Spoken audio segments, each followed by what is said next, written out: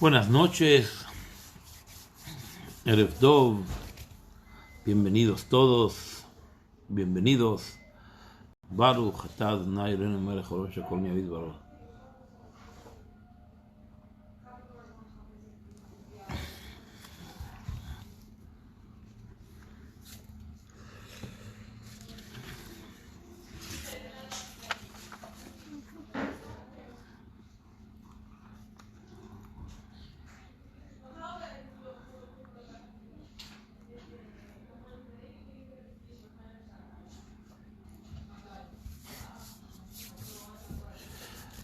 Buenas noches a todos.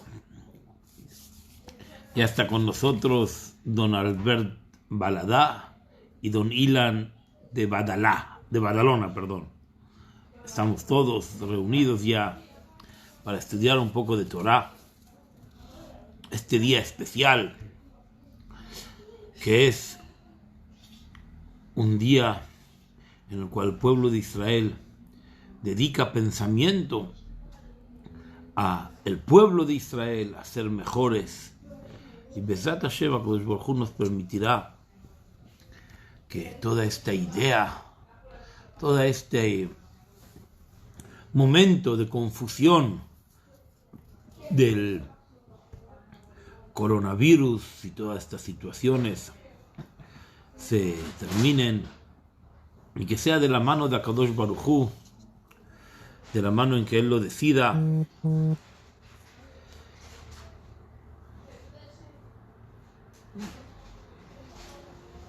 Muy bien. Esperaremos un minutito más a que todos nos sumemos. Aquí desde Chabad Lubavitch, Barcelona, el centro de tu judaísmo. Así, una vez le escribió Rav Baumgarten en una carta al Rebbe cómo definir a Chabad.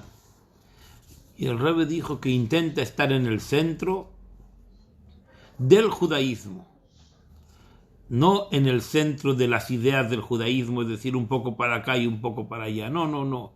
Estamos en el centro del balance del judaísmo. Entonces el Rav Baumgarten escribió: somos el centro de tu judaísmo, y el Rebbe señaló y dijo: entendiste la idea, ojalá que los demás entiendan lo que tú has escrito. Bueno, aquí me piden espíritu para cantar, para alegrarnos. Al que quiera cantar y alegrarnos después de entender la Torah con profundidad, podremos cantar más, con mayor alegría. Ya decían los que conocen, dicen los chuetas, decían que se identificaban con el judaísmo porque barrían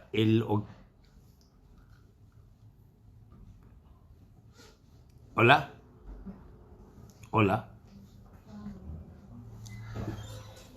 Muchas gracias.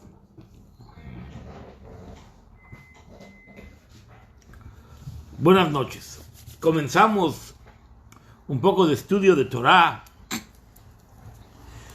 Este día, Hey Iyar, 5 de Iyar de 5780, Tafshin Peit Yeshnat Parachta, el año que indudablemente nos manifestaremos en expansión, en la expansión que HaKadosh Baruj Hu nos permita para nosotros, para nuestro judaísmo.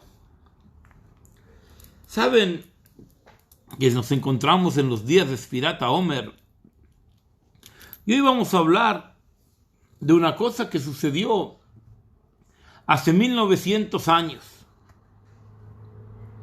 Hace 1900 años, Rabbi Akiva contaba con 24,000 alumnos. Y estos 24,000 alumnos, la Gemara, el Talmud, nos cuenta en el Tratado de Yevamot 62. El Talmud dice que después de Pesach entró un virus, en hebreo se llama Áskara, que es el virus de la difteria. Y él mató, entrando en la garganta de un tipo de gripe, entrando en la garganta de los 24,000 alumnos. Por cierto, hoy se toma vacuna para la difteria. Y mató a los 24,000 alumnos. Hace 1900 años no existía la vacuna. Pasteur todavía no vivía. Y durante 33 años, entre Pesach y Shavuot, durante 33 días, entre Pesach y Shavuot, murieron 24,000 alumnos de una sola persona, Rabbi Akiva. Imagínense cómo se tenía que sentir Rabbi Akiva después de que hayan muerto 24,000 alumnos. En el principio de la semana habíamos estudiado sobre Aarón a Cohen, que murieron 2 de sus hijos, y que Aarón a Cohen manifiesta el duelo y la expresión frente a Kadosh Baruj Hu en una manera en que Vaidom Aarón, se silenció a Aarón. Y el Rebbe escribe que la idea del silencio no es cerrar la boca. Cuando uno cierra el pico, lo que hace es no hablar. Hacer silencio es un trabajo espiritual potente, donde el hombre anula todo lo que piensa y lo que podría manifestar y el grito profundo que podría elevar. Todo ello lo silencia en la acción de hacer silencio. El Rebbe me corrigen que la difteria es una bacteria, no un virus, correcto, perdón. Áscara es una bacteria, no un virus, gracias. Mis conocimientos no siempre están al alcance de la lectura que se tendría que tener, pero gracias por la corrección. La bacteria entró y mató a los 24,000 alumnos. Estábamos hablando del silencio, el silencio que había que hacer para que el pueblo de Israel acepte la tragedia de 24,000 alumnos jóvenes. Tenía que ser un silencio que realmente nos lleve a una profunda respiración, a una profunda reflexión, a una profunda reflexión del ser, que nos permita callar ante la tragedia de la muerte de 24,000 alumnos. No es una cosa fácil. Cuando nosotros leemos la historia, nos cuentan de que cuando llegó el momento del Lag BaOmer, en ese momento dejaron de morir los alumnos de Rabbi Akiva, y por cuanto de que dejaron de morir los alumnos de Rabbi Akiva, en ese mismo momento se transforman todos los días de duelo en días en alegría. Y nosotros intentaremos ver con una perspectiva real. Imaginémonos que ocurre que perdemos, Dios no lo quiera, ni siquiera pensarlo en la mínima expresión, perder 24,000 soldados, vaya tragedia. ¿Cómo podemos pensar que Rabbi Akiva pierde 24,000 alumnos? ¿Qué tipo de ser optimista tenía que ser Rabbi Akiva para poder seguir levantándose al otro día de la cama? ¿Cómo era posible de bajar los pies de la cama al suelo después de perder 24,000 alumnos? Y a nosotros, al pueblo de Israel, nos dicen así: durante todos los días del Omer, haz duelo, porque 24,000 alumnos fallecieron, y al otro día vuélvete en un día alegre. ¿Qué están jugando con nosotros, con nuestro sentimiento? Si realmente tener memoria y estar en duelo es una cosa, y no hacemos bodas, no escuchamos música, y todos estos días del Omer son tristes por los 24,000 alumnos que murieron de Rabbi Akiva. Si realmente nosotros consideramos que estos días tienen que ser días de tristeza, de reflexión, entonces, ¿cómo podemos pasar de la plenitud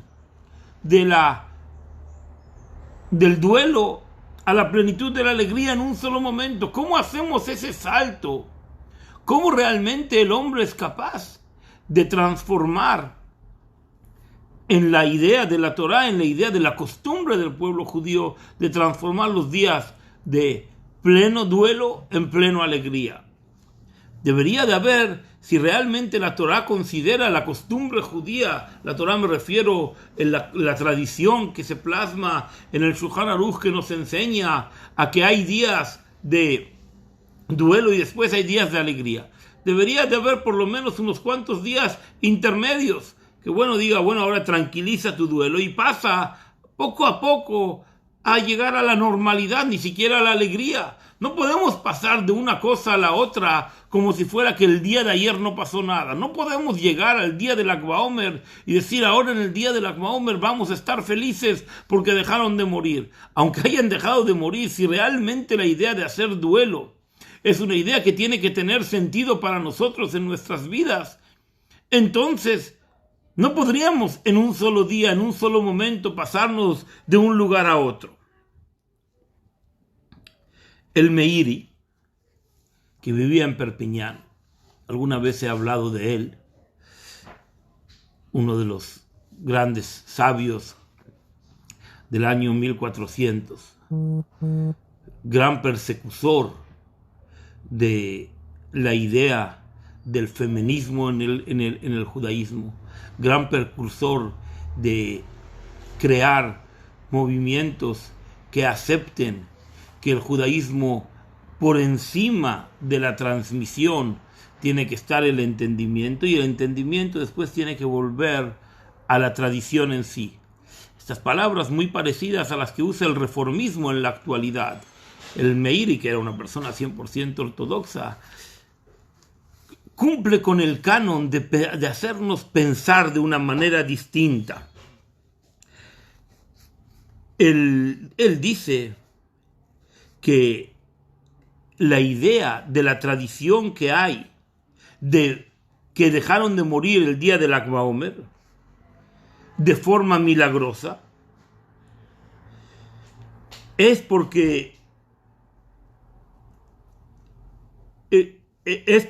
el día del Lag BaOmer los alumnos que dejaron de morir, ellos pactaron en que la muerte no les iba a afectar y por lo tanto ellos estarían en una disposición a vivir, incluso que esté presente la muerte de los amigos de los 24,000 alumnos. Es decir, si nosotros hacemos un cálculo, en 33 días murieron cada día, por decir de una manera, 700 muertos. Y si 700 muertos hay que enterrarlos, nuestra cabeza se podría atrofiar solamente del pensamiento de que unos cuantos alumnos, que son los que van quedando, tienen que enterrar cada día a 700 amigos. Ellos la noche del Lag BaOmer toman una decisión. No importa la muerte, porque la muerte nosotros no la dominamos. A nosotros nos importa seguir viviendo porque la tragedia nos impone a que nosotros sigamos viviendo, porque si no, seremos parte de la tragedia y ya no va a importar si vivimos o morimos, sino seremos seres vivientes muertos en el espíritu. Viene el Meiri y da una lectura interesante, especialmente interesante en estos días, en que vivimos también situación en el cual los muertos y el virus y los contagios y la enfermedad y los enfermos y todo eso están, querramos o no, leemos directa o indirectamente las noticias, no hay nadie que no hable de los miles y cientos de miles que Dios no lo quiera dejan de estar alrededor nuestro. Viene el Meiri y dice, cuando ellos toman una decisión y dicen, nosotros somos capaces de seguir viviendo, porque la vida nuestra va a ser una tragedia. Si no decidimos vivir, la tragedia de los demás no habrá tenido ningún sentido. Solamente tiene sentido la tragedia porque nosotros ya estamos tan muertos en vida que vivir ya es la tragedia en sí. Muy parecido, para hacer un ejemplo, Noah, cuando sale de la Teibá y se encuentra que su vecindario, su país, su mundo que vivía, está todo desaparecido y él se queda solo. Él es la foto andante de la real tragedia. Noah se preguntaba, mejor hubiera yo morido con los demás y que no tenga que yo ser el portavoz de los vivos, que no soy vivo, soy tan muerto como ellos porque no tengo lo que contar, no tengo lo que transmitir, no tengo lo que compartir. Los alumnos restantes de Rabbi Akiva, basados en los 5 grandes alumnos de Rabbi Akiva que quedan, deciden de que ellos, su vida es la fuerza y la foto de la tragedia. Y el hecho de que vivan ya es solamente un resultado colateral de la rifa que hace el Satán en nosotros mismos. Y la Gemara dice ahí una cosa muy interesante. El Talmud no pregunta por qué murieron 24,000 alumnos de Rabbi Akiva. El Talmud pregunta cómo es posible que el Satán haya cruzado el marco de la puerta de la yeshiva para poder llevarse a 24,000 alumnos que estudian Torah. Es decir, el Satán, no sé cómo se traduce, el Satán, el que se lleva las almas al mundo venidero, el ángel de la muerte, por traducirlo de una manera mal traducida, ¿cómo tiene derecho a entrar en el área del estudio de la Torah y llevarse a los mejores diamantes? Los alumnos dicen vivir, y con la aceptación de la tragedia es la tragedia en sí. Es decir, el Meiri nos dice, ¿sabes por qué de un día para otro transformamos nuestros días de tristeza en días en alegría? No porque seamos tontos, no porque cuando hemos memorado los días de duelo, no lo hacíamos en serio. Cuando estábamos en duelo lo hacemos 100% en serio. Y cuando estamos en alegría, porque hemos decidido que vivir, en nuestro vivir, la tragedia ya no influye, y por lo tanto somos tan vivos como muertos, y por lo tanto ante esa disyuntiva vamos a elegir vivir y dedicarnos a reconstruir, porque nosotros, el hecho de que sigamos caminando y sigamos en pie, somos la foto andante de la tragedia que por causas que no logramos entender seguimos viviendo. Entonces transformar la alegría, el duelo en alegría es seguir viviendo la tragedia de una manera distinta.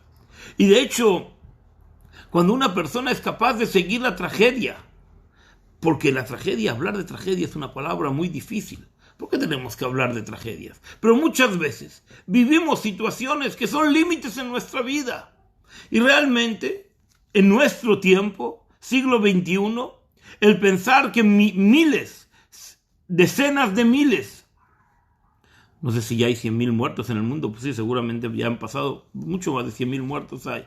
Pensar de que más de 100,000 muertos han pasado y que nosotros estamos en una disyuntiva de no saber qué es lo que va a pasar mañana, aunque somos positivos y tenemos muchas ganas de seguir y somos optimistas y nos sonreímos y nos echamos ganas y ponemos toda la carne en el asador y todo lo que quieras, pero obviamente la pregunta de por qué ocurre todo esto está dentro de nosotros, convive con nuestra vida. Y entonces el Meiri nos dice, reforma tu pensamiento, intenta pensar de una manera distinta. Cuando una persona acepta que todo lo que ocurre por Akadosh Baruj Hu, entonces puede ser tan triste vivir como morir.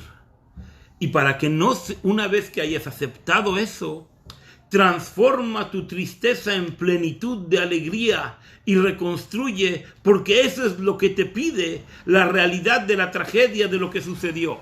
Baruch Hashem, a nosotros creo que el sentir colectivo es que aunque vivimos tiempos difíciles, no nos sentimos que estamos viviendo una tragedia, sino en verdad hay mucha dificultad y amigos se han ido, etcétera, etcétera.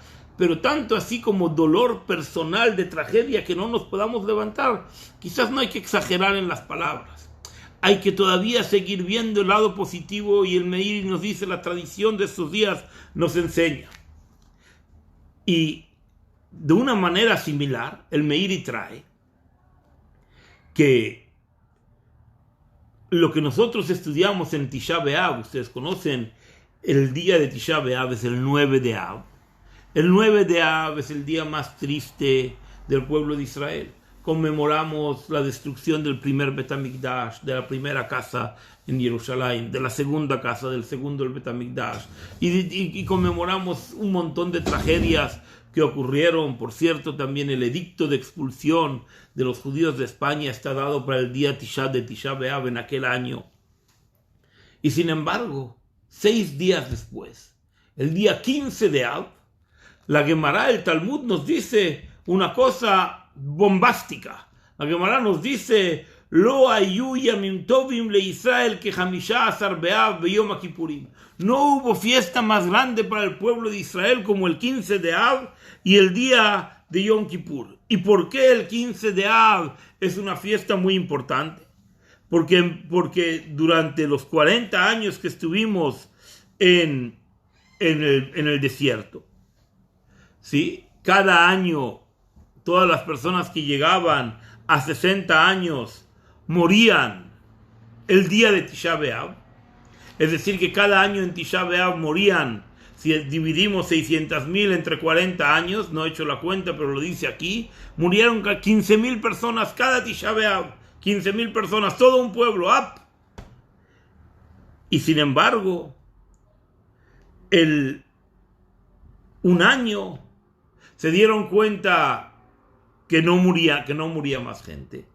Y el día de Tisha B'Av, cuando vieron que la luna estaba llena, dijeron: se terminó el ocultamiento de Akadosh Baruj Hu sobre la vida y comienza una nueva forma de vida.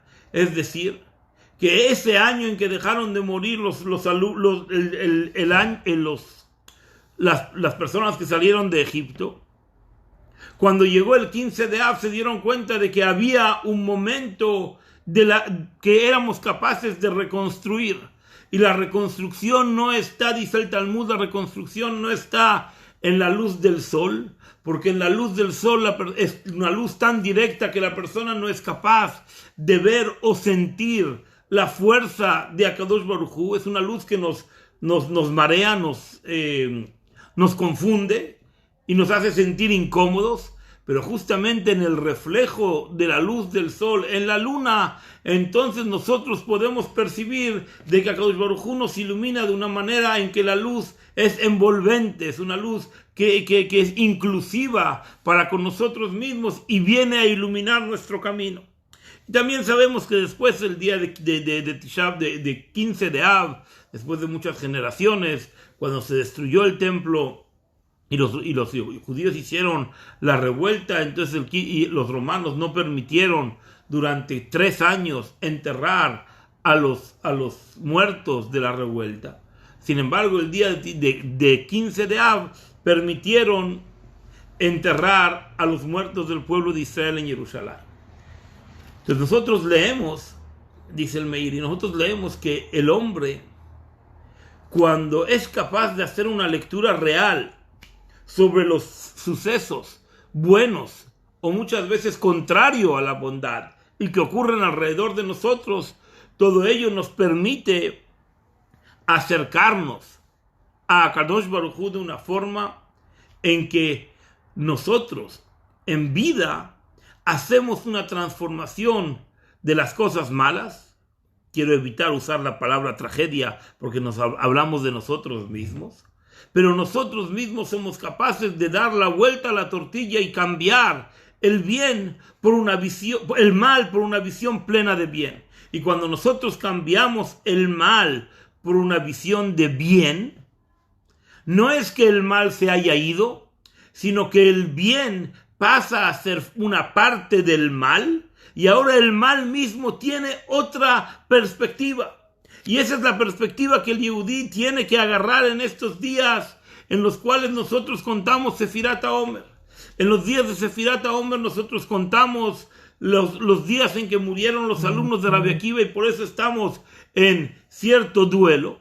Y este duelo nos permite a nosotros acercarnos a los polos de bien y mal y ser nosotros quienes lo dominamos. Es decir, no es que de repente nos exigen que memoremos el mal y de un día para el otro cambiemos de mood, de humor y ahora empecemos a pensar bien, sino que el bien mismo es el resultado del mal, y más profundamente el mal mismo es el resultado del bien cuando no se lleva a una buena acción. Porque muchas veces vivimos en el bien, pero no somos capaces de llevar ese bien a un refinamiento de nuestro ser que nos obligue a hacer cosas buenas. Muchas veces pensamos que el bien, que el estar sentados, relajados, que todo se va a quedar así siempre. Y muchas veces no nos obligamos a nosotros hasta el final. Amaaseu Aikar, la acción final es lo que importa, y en esa acción final se nos pide a nosotros que nosotros realmente nos transformemos. Pero aún así, el Rebbe pregunta en una carta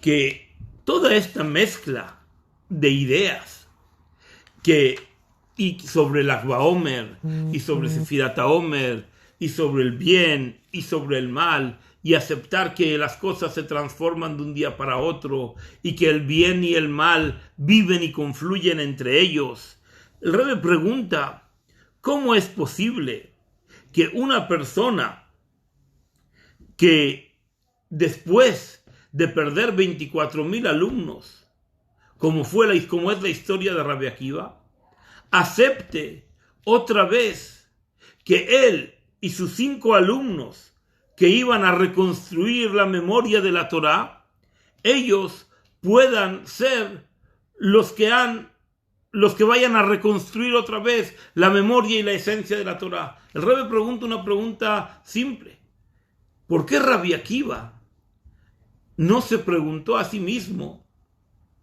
una pregunta que es un poco difícil de aceptar en la realidad?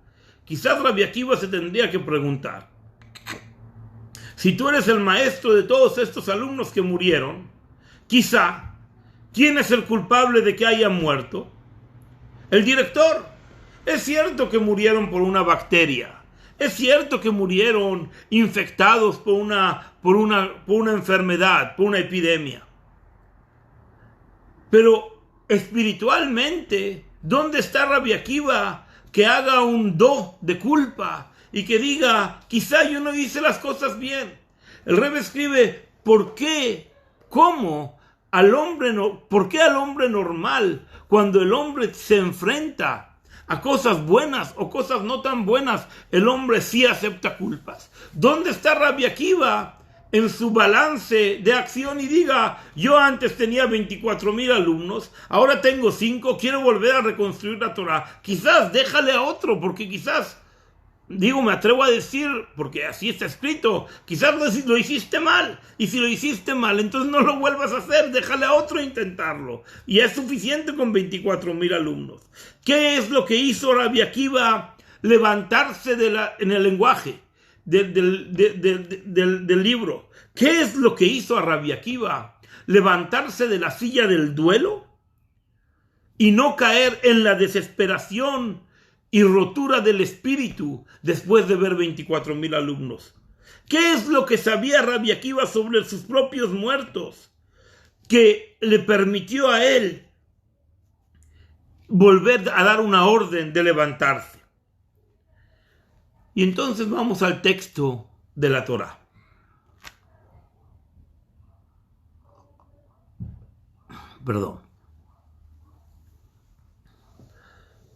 Cuando paró el faraón en Egipto, dice que a los niños hay que matarlos y a las niñas dejarlas vivir. La Torá dice que los judíos contestaron con Jacob Avinu, con los hijos de Jacob, Kasher yanuoto kenirbe begenifrotz. Mientras más los hagan sufrir, así más se van a propagar, más se van a reproducir. Esto es lo que dice la Torá, que es la hegemonía de la identidad del pueblo de Israel. Mientras más nos aprieten, mientras más nos peguen, más nos levantaremos. Y entonces Rabbi Akiva dice, si me han pegado tan fuerte y en un lenguaje humano no hay ninguna expresión que pueda dar consuelo a la pérdida de 24,000 alumnos, 24,000 jóvenes que se van, imaginémonos qué desgracia sería. Por cuanto de que el golpe es tan fuerte, la única manera de volver a levantarse es golpeando, no hablando, no explicando, no querer dar el qué y el por qué. Rabbi Akiva viene y dice, ¿sabes por qué yo me voy a levantar con 5 alumnos nuevamente? Y después de haber perdido 24,000 me voy a levantar. Porque el golpe que he recibido es el mismo golpe que voy a dar. Con la misma fuerza y energía que he recibido el golpe. Cuando una persona recibe un golpe, se lleva toda esa energía dentro de sí, del mazo que ha recibido, y es verdad que lo tambalea, pero él acumula toda esta energía, y Rabbi Akiva dice, con esa misma energía me voy a levantar, no voy a hablar, no voy a explicar el qué y el por qué. Y justamente nosotros entendemos en el estudio de la Torá que nosotros no tenemos siempre que recibir un motivo directo sobre las cosas que hacemos. Cuando buscamos un motivo directo del qué y el porqué de Dios en nuestras vidas y el qué y el porqué de Dios en nuestra tradición y en la ordenanza del cumplimiento y Torah y mitzvot, muchas veces no vamos a encontrar el motivo. ¿Ustedes qué creen? ¿Que cada uno de nosotros cuidamos kasher y sabemos exactamente cómo funciona la transmisión del libro a la realidad? En el libro está escrito, no te comas al cabrito con la leche de su madre. Y de ahí aprendemos todas las leyes de kasher. ¿Qué tiene que ver el cabrito con la leche de la madre, con todo el kashrut que nosotros comemos, que separamos carne y leche, que tenemos 2 vajillas, que esperamos 6 horas? Vaya, nos hemos ido lejísimos.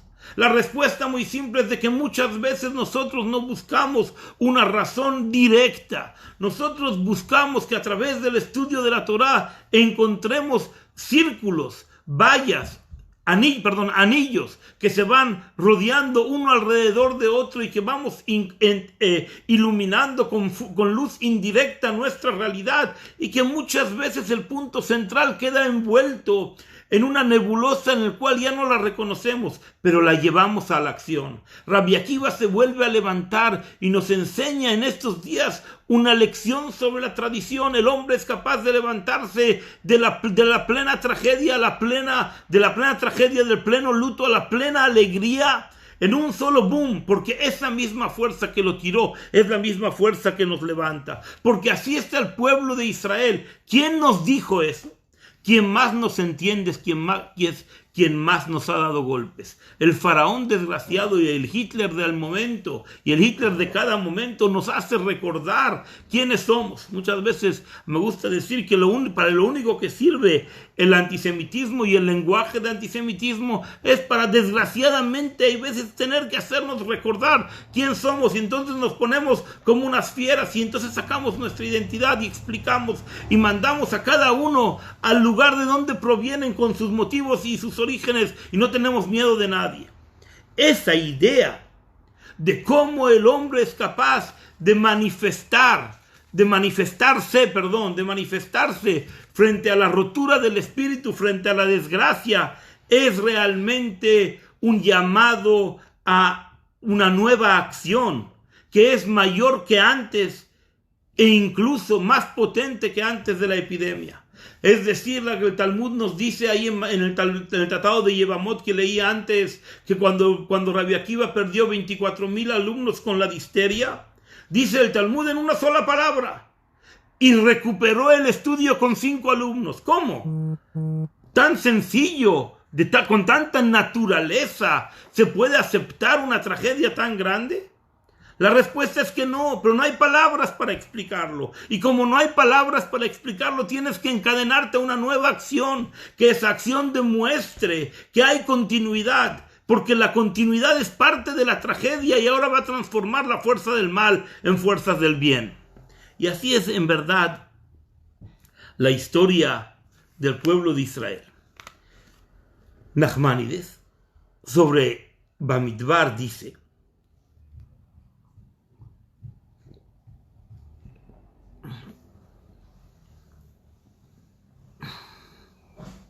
que el pueblo de Israel, cuando estaba esclavizado por los egipcios y les hacía trabajar de una manera en que los hacía disminuir numéricamente por el propio trabajo, entonces Akadosh Baruj Hu hacía que el pueblo de Israel durante todo ese tiempo milagrosamente daba a luz sextillizos. Es decir, no nacía uno, nacían 6. Y el pueblo de Israel se preguntaba: Dios, ¿para qué me haces traer hijos a este sufrimiento? Y la respuesta era de que la única manera, así escriben Nachmanides, la única manera que el Yehudí es capaz de sufrir es de sufrir según la visión de la Torá, donde aceptamos que todo lo que Akadosh Baruj Hu nos manda es para bien, es porque el Yehudí tiene una filosofía fantástica. Y en vez de focalizar en el mal, vamos a focalizar en el bien. Es porque el Yehudí tiene la capacidad de ver en su propia continuidad mayor fuerza para que cualquier impacto no le haga daño.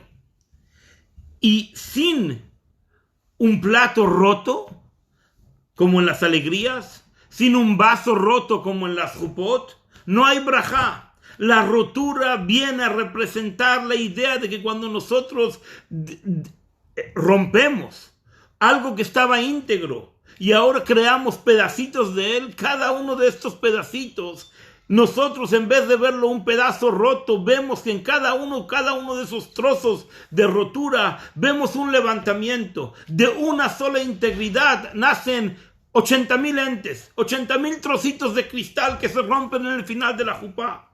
80,000 trozos de plato que se rompen en el compromiso de un judío con otro, en el compromiso de un novio con una novia. Y esa es la idea que nosotros vivimos en Lag BaOmer. Esa es la idea que vivimos en el Omer en general.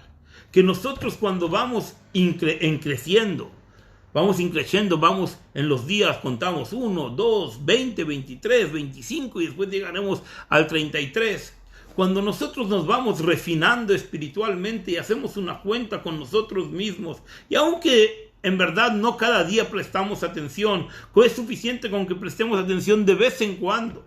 Cuando una persona presta atención en que hay un contador que nos permite ir subiendo, y cuando una persona va subiendo, tanto en el pensamiento y tanto en la forma en que su espíritu tiene para entender las cosas que ocurren a su alrededor, hay un momento en que al principio una persona habla de lo bueno y de lo bonito. Es como cuando una persona se encuentra con un amigo, una pareja empieza a formar su familia, y entonces hablan de lo bonito de la vida, de las flores, de los lugares bonitos, van a pasear, todo es muy agradable, todo es muy kind, uno comparte con el otro, abre la puerta, le preguntas en el coche qué música quieres escuchar, y a tu amigo le preguntas qué quieres comer, no te preocupes, yo te pago el café, yo te pago el trago y te invito, ven a mi casa. Pero en un momento dado, cuando todo eso se sucede